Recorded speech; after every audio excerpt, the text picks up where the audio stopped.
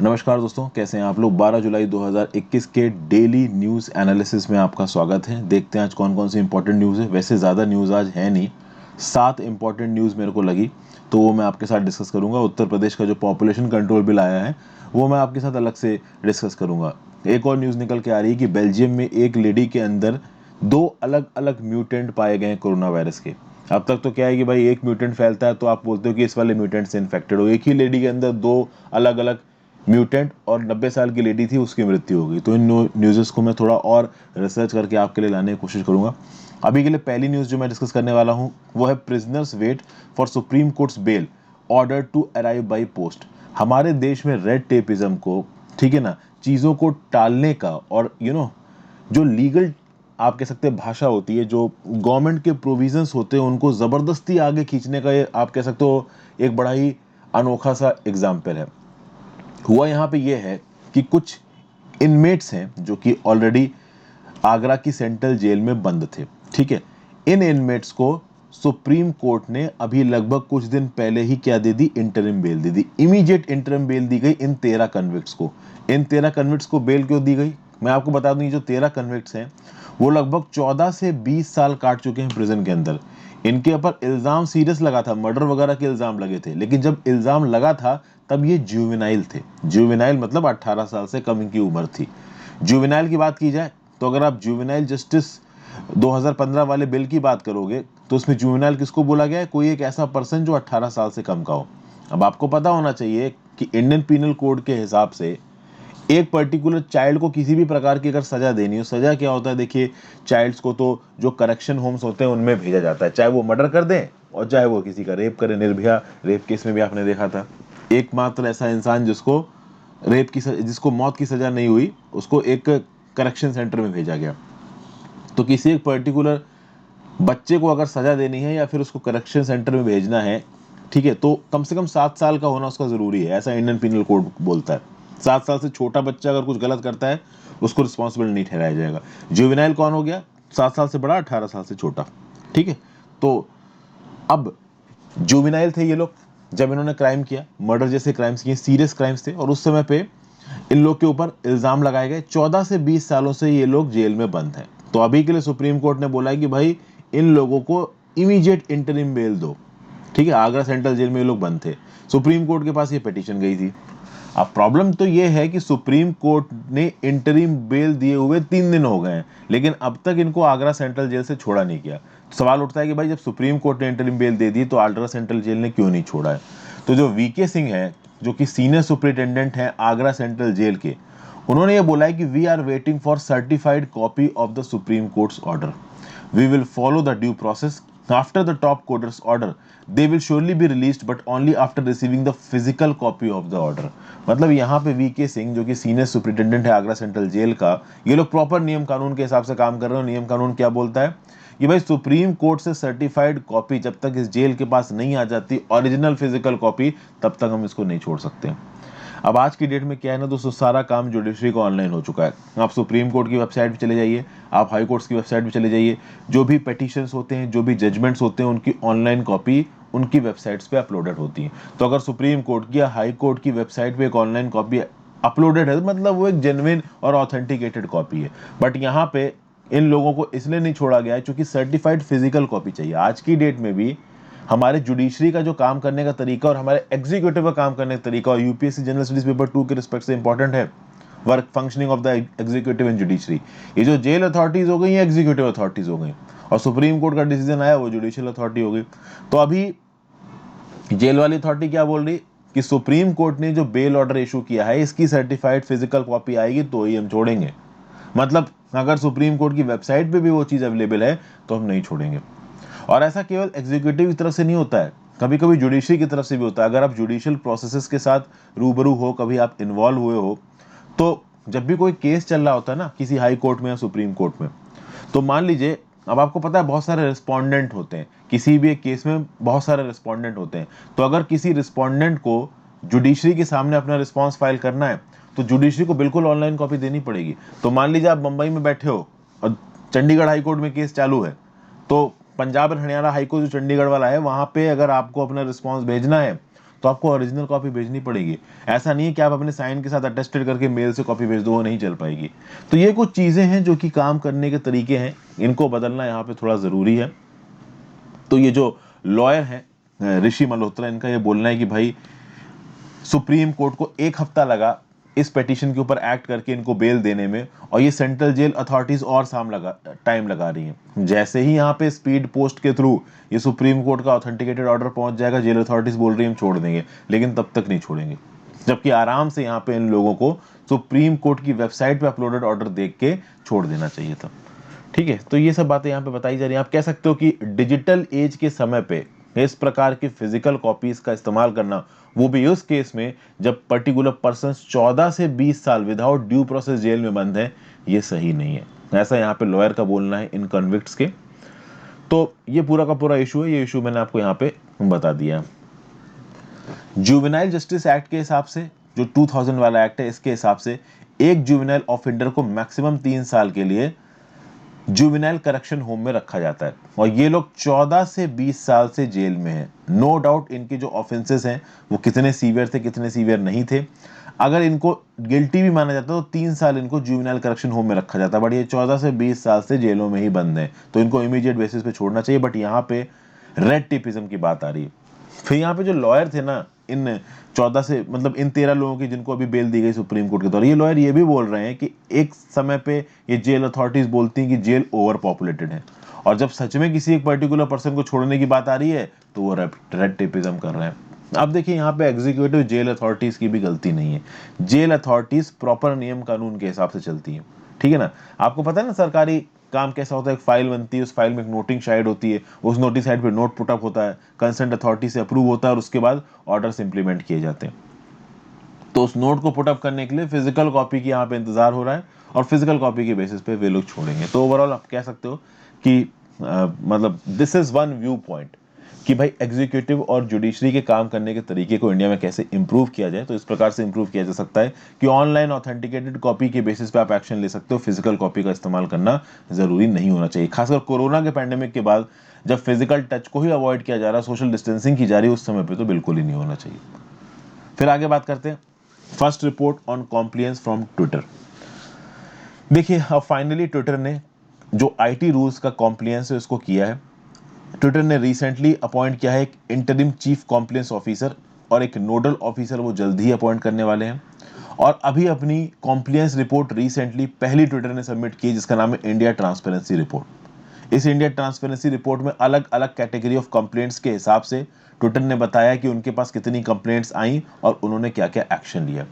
ये जो report Twitter ने पब्लिश की है, compliance report, India transparency report, ये 26 मई 2021 से लेके 25 जून 2021 तक ट्विटर के पास जितनी भी कंप्लेंट्स आई उसके बारे में बताते हैं। तो ट्विटर ने बताया इस टाइम पीरियड में उनके पास 38 कंप्लेंट्स आई हैं, जिसके बेसिस पे उन्होंने 133 यूआरएल पे एक्शन लिया है।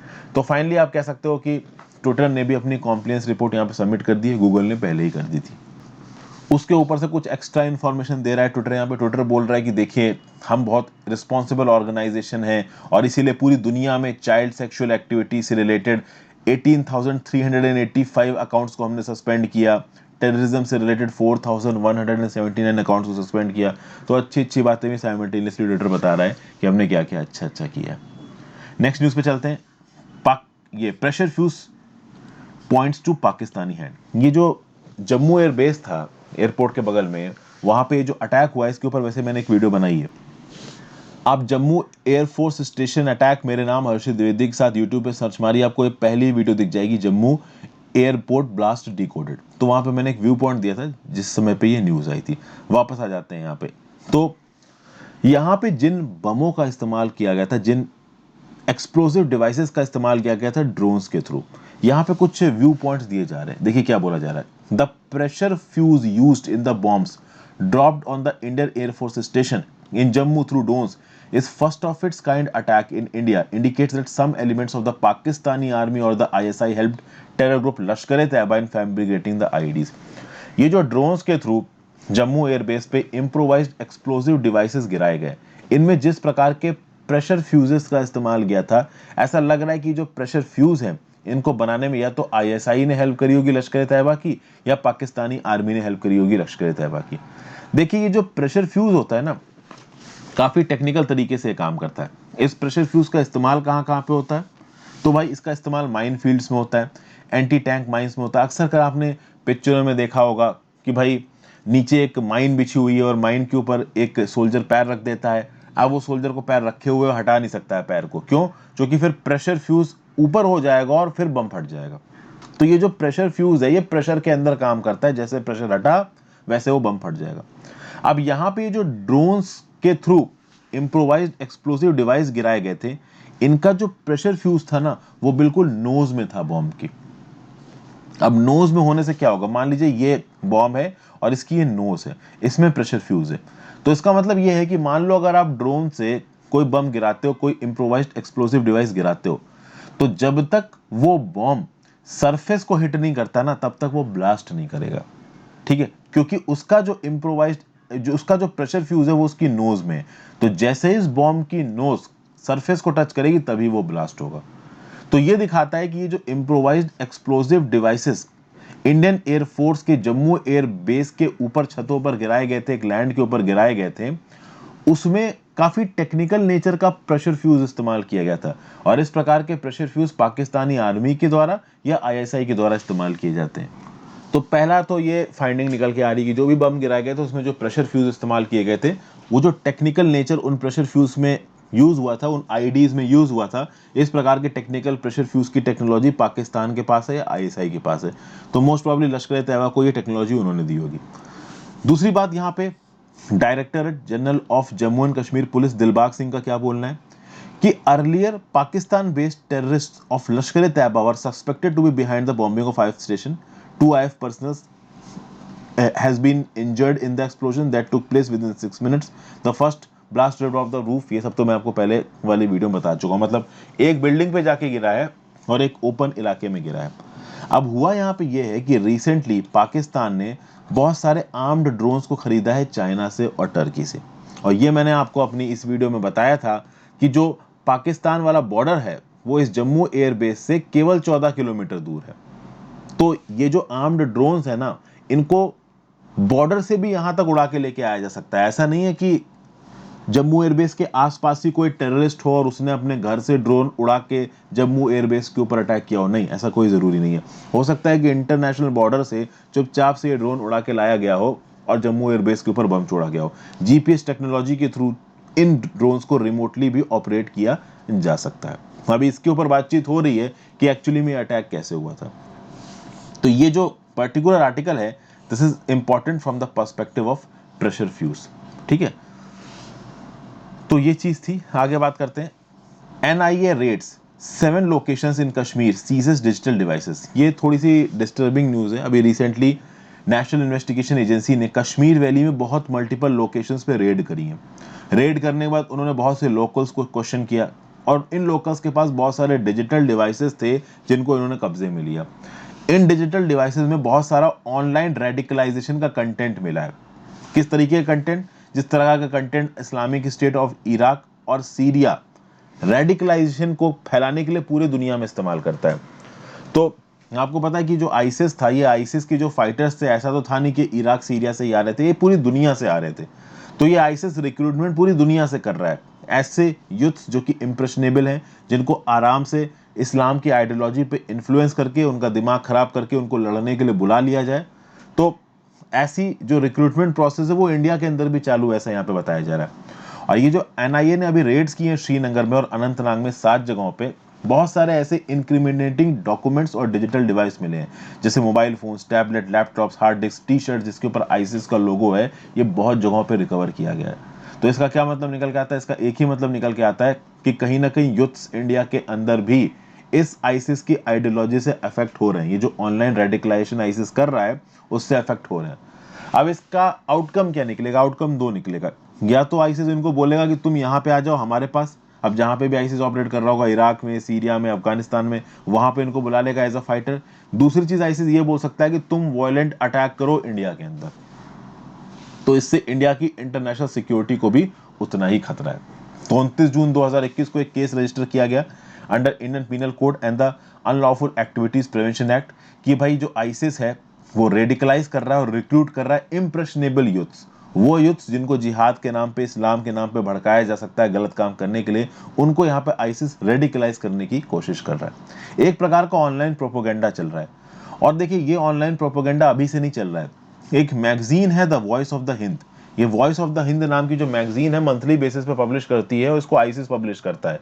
और ये जो मैगजीन है वो 2020 में भी न्यूज में थी, आज का नहीं है ये वॉइस ऑफ द हिंद। तो इस voice of the Hind monthly magazines के थ्रू इन यूथ्स के पास भड़काऊ भाषण पहुंचाए जाते हैं, कम्युनल हेट्रेड की फीलिंग लाई जाती है, बताया जाता है कि देखो इंडिया में तुम्हारे खिलाफ ये हुआ, तुम्हारे खिलाफ वो हुआ। ब्लैक फ्राइडे देखी है ना आपने, जिस प्रकार से उसमें यूथ्स को भड़काया गया है कि इन दोनों तुम्हें ऐसे मारा वैसे मारा, इस प्रकार की चीज़ों को लोगों के दिमाग में डाल के उनको भड़काना और उनको रिक्रूट कर लेना ताकि वो वायलेंट कोई क्राइम कर सकें, कहीं बम वगैरह फोड़ सकें या फिर वापस आ जाएं अफगानिस्तान में चले जाएं, वहां पे जाके आईसिस के लिए काम करें। अफगानिस्तान, इराक, सीरिया जहां पे भी आईसिस का बेस है। तो ये चीजें लगातार चालू हैं। मतलब आईसिस टेररिस्ट अभी भी ऑपरेशनल हैं, ऐसा नहीं है कि वो खत्म हो गए, और वो अभी भी पूरी दुनिया में अपने प्रोपोगेंडा के थ्रू, ऑनलाइन प्रोपोगेंडा के थ्रू यूथ्स को रेडिकलाइज करने की कोशिश कर रहे हैं और उनको रिक्रूट करने की कोशिश कर रहे हैं।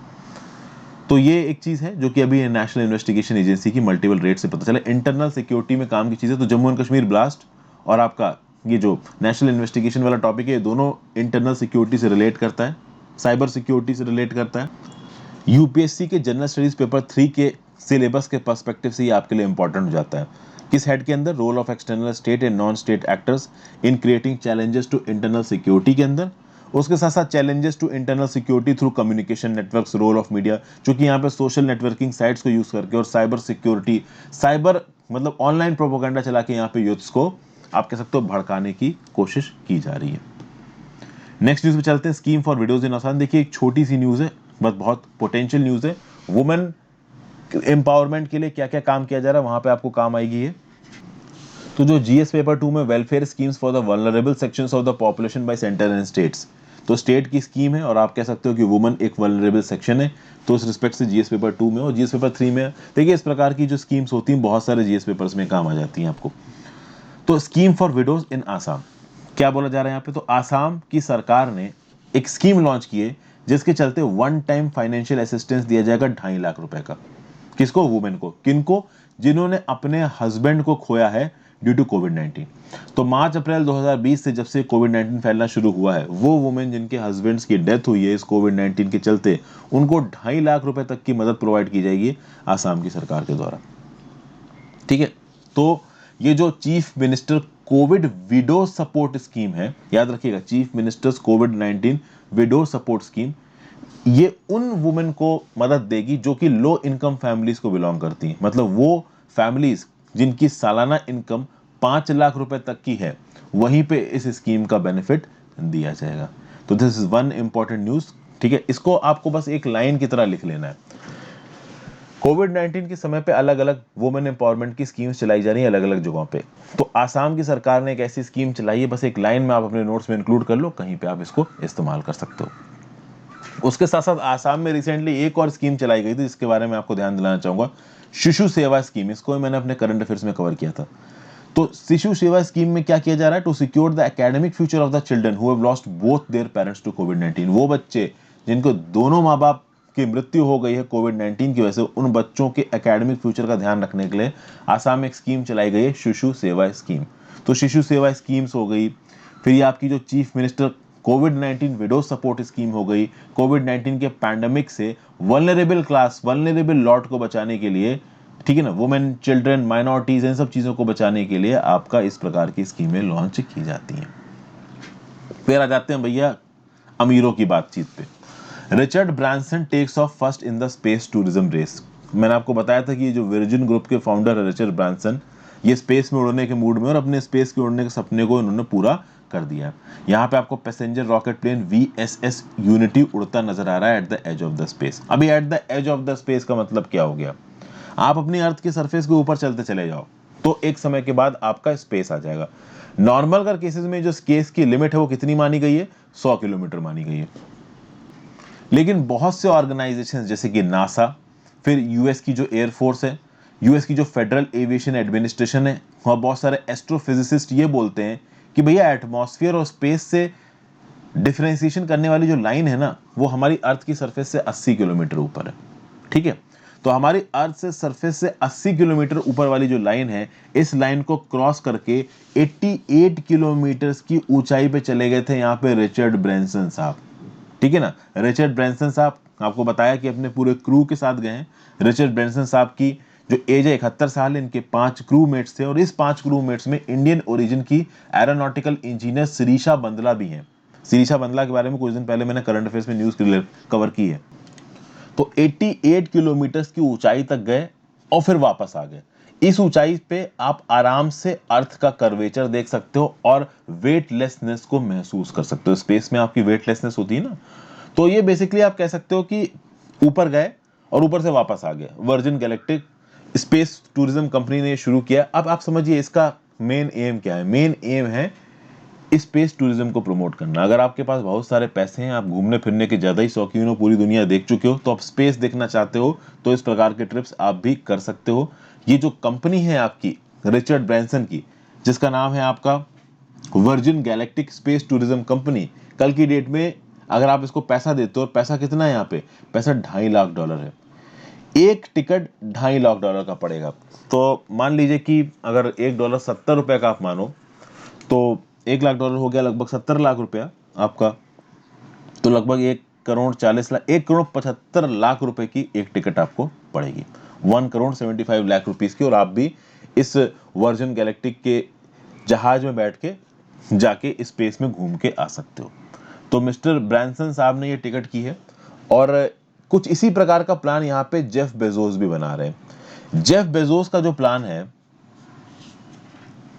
उनकी जो कंपनी है ब्लू ओरिजिन कंपनी, ये ब्लू ओरिजिन कंपनी भी टूरिस्ट को भेजेगी, लेकिन ये टूरिस्ट को भेजेगी कैरमन लाइन के पार 100 किलोमीटर अर्थ के ऊपर। जैसा कि मैंने आपको शुरू में बताया कि कुछ लोगों के हिसाब से अर्थ की सरफेस के कम से कम 100 किलोमीटर ऊपर आप जाओगे तो स्पेस शुरू होगा, लेकिन कुछ जैसे कि नासा और यूएस की जो एयरफोर्स है वो बोलती है 80 किलोमीटर के ऊपर ही स्पेस शुरू हो जाता है।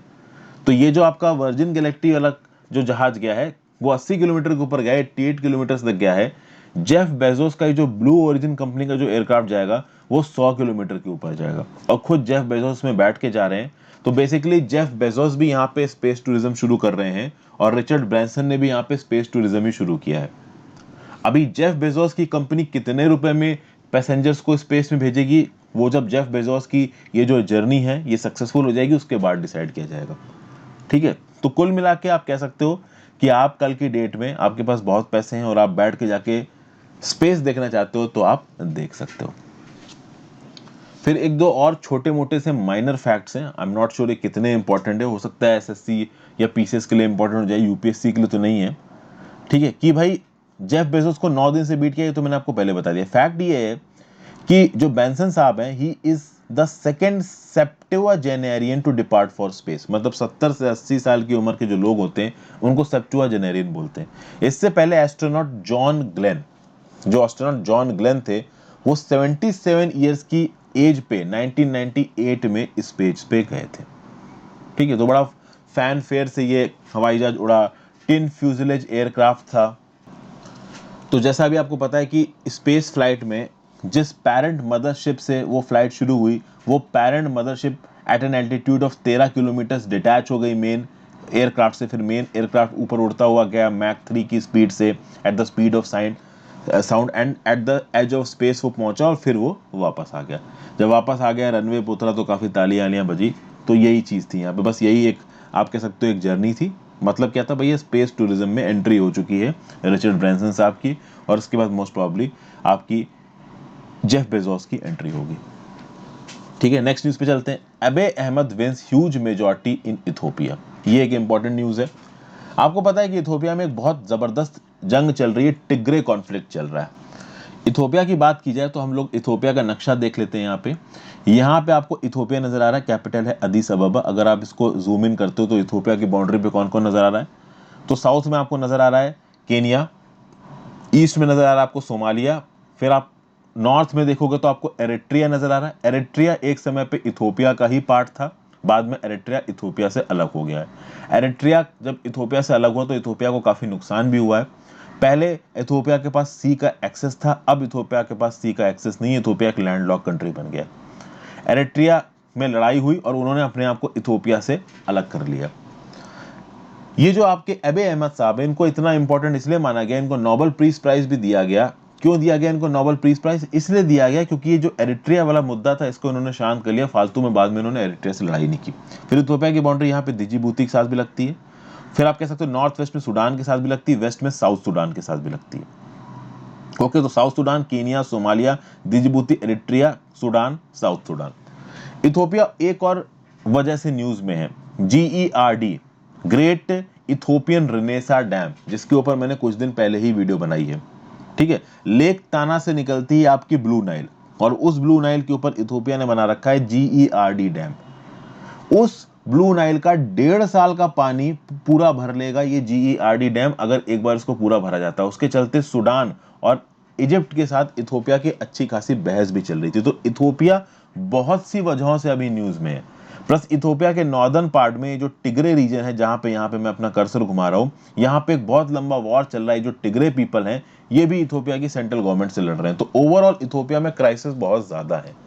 उसके बीच में यहाँ पे इथोपिया में होती है पोलिंग, और इस पोलिंग में यहाँ पे आप देखोगे कि जो इथोपिया की रूलिंग पार्टी है वो जीत गई है, और एक नया 5 ईयर टर्म मिल गया है प्राइम मिनिस्टर अबे अहमद साहब को।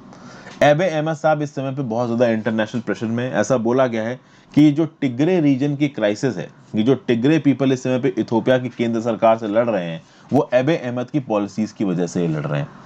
अबे अहमद के सामने इलेक्शन था, अबे अहमद के यहाँ पे जीतना बहुत जरूरी था। अब तो अनडिस्प्यूटेड लीडर है यहाँ पे अबे अहमद, किसके? इथोपिया के।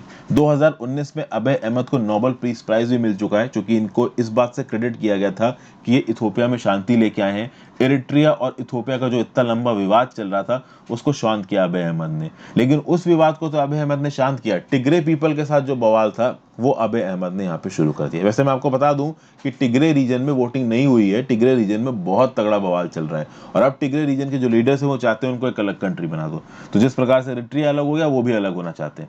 हालांकि अलग होना इतना आसान है नहीं। इनकी पार्टी का नाम क्या है अबे अहमद की? तो पार्टी का नाम है प्रॉस्पेरिटी पार्टी। 436 सीटों पर इलेक्शन हुआ, उसमें से 410 सीटें ये लोग जीत गए। तो this is a win for अबे Ahmad.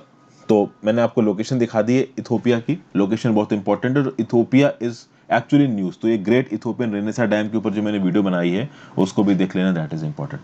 So thank you for watching friends. आज के daily news analysis current affairs discussion में इतना ही था। आई होप आपको काफी कुछ यहाँ पे सीखने को मिला हो। ज्यादा से ज्यादा लोगों के साथ इस वीडियो को शेयर करिएगा। Okay, have a great day, good bye.